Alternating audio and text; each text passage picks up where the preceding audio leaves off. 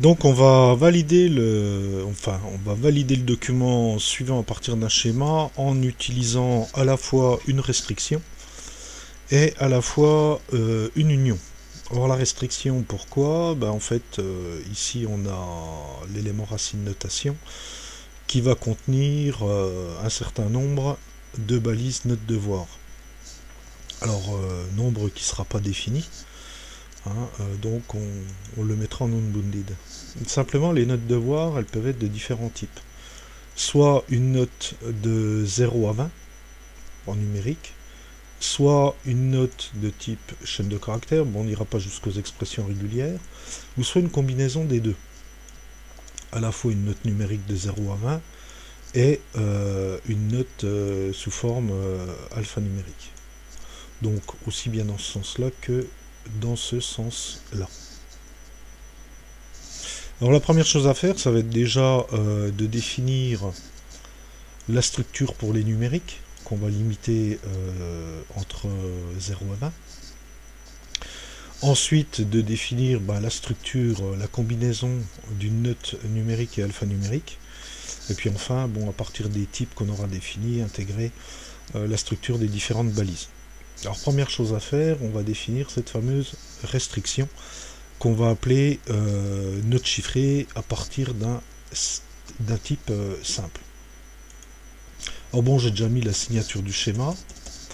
Et puis ici, on va définir donc notre type simple. Alors là, pour l'exemple, vous voyez que l'espace de nom, j'ai pris XS. Donc toutes mes balises devront commencer par cet espace de nom là. Alors, habituellement, je prends XSD. Bon, c'est pour montrer un autre exemple. Alors vous voyez, il me propose de toute façon toutes les balises avec des espaces de nom XS. Alors je vais prendre un type simple. Voilà. Donc son nom, je vais l'appeler note chiffrée. Voilà. Et puis je vais en donner donc sa définition. Alors je voudrais avoir une restriction numérique de 0 à 20. Alors première chose à faire, c'est déjà de faire la restriction en partant sur les entiers. Donc je vais prendre une balise restriction. Et je vais dire ma base de départ. Ça va être la structure XML integer. Voilà.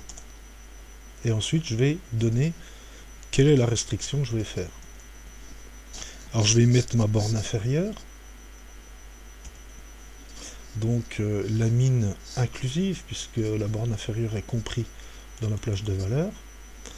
La valeur, je vais mettre 0. Bon, je ne veux pas obligatoirement utiliser une balise fermante, je vais la mettre auto-fermante. Et puis, de la même façon, je vais mettre la borne supérieure en utilisant donc le max inclusif, puisque la borne supérieure, évidemment, sera inclus dans les plages de valeur que j'utiliserai. 20.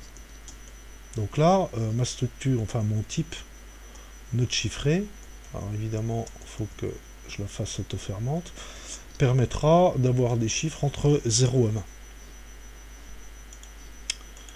Ensuite, deuxième chose, c'est de définir donc quelle est la structure de la balise note devoir qui s'appuie sur une combinaison donc de type note chiffrée ou de type chaîne de caractères. Comme c'est le cas ici, ou c'est le cas là, quel que soit évidemment l'ordre du chiffre et de la chaîne de caractères. Donc là, je vais définir un type, donc ça va être un type simple aussi. Voilà.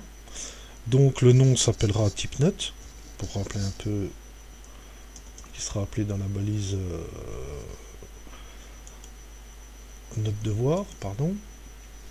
Et ici, je vais dire en fait que c'est une union, sa structure, entre une chaîne de caractères et puis donc le type note chiffrée. Alors même principe, je suis pas obligé d'utiliser une balise fermante, je peux la faire auto-fermante. Alors je vais définir les membres qui composent qui composent ce type. Donc à la fois ça va être de la chaîne de caractères, puis avec un blanc, je vais mettre le deuxième type composant qui est le type note chiffrée. Voilà, hop là. Voilà. Et là, j'ai défini le contenu donc de chacune de ces balises. Ensuite, évidemment, il va falloir que je définisse la définition de la balise et puis évidemment la définition de l'élément racine. Alors évidemment, la définition, ça c'est un type simple. Et puis, ça c'est un type complexe. Donc je vais créer un type pour définir mon type complexe. Donc que je vais appeler type notation. Donc ici, on a un type complexe. Voilà. Que je vais appeler type notation.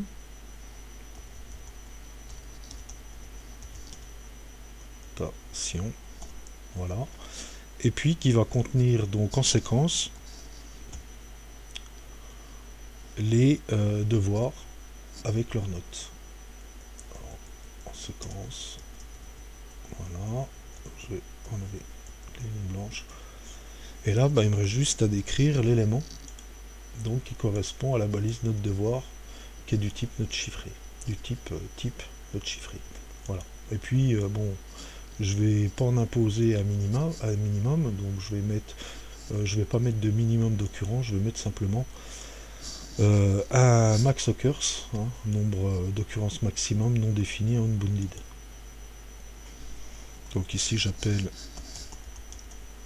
la balise élément.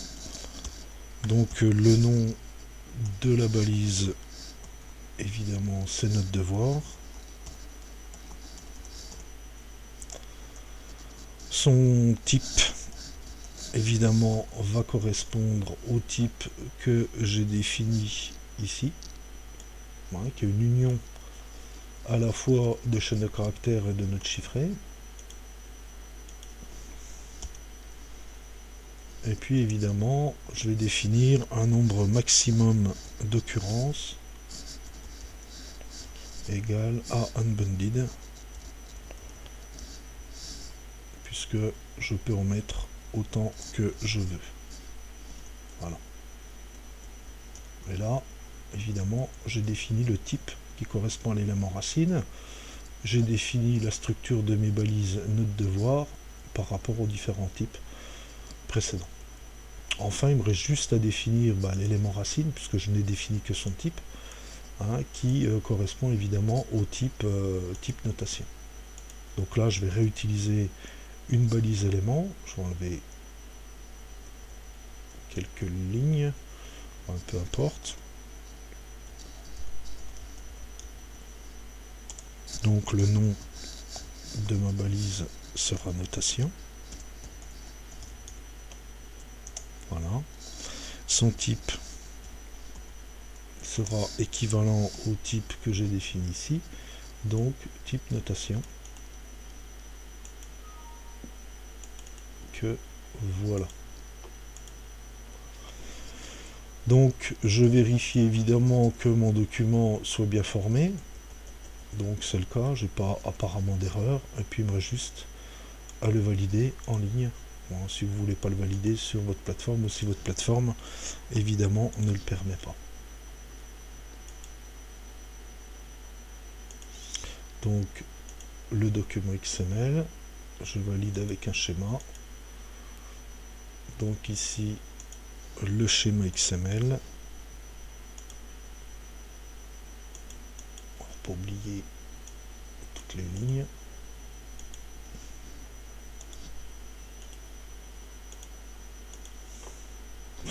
Donc voilà.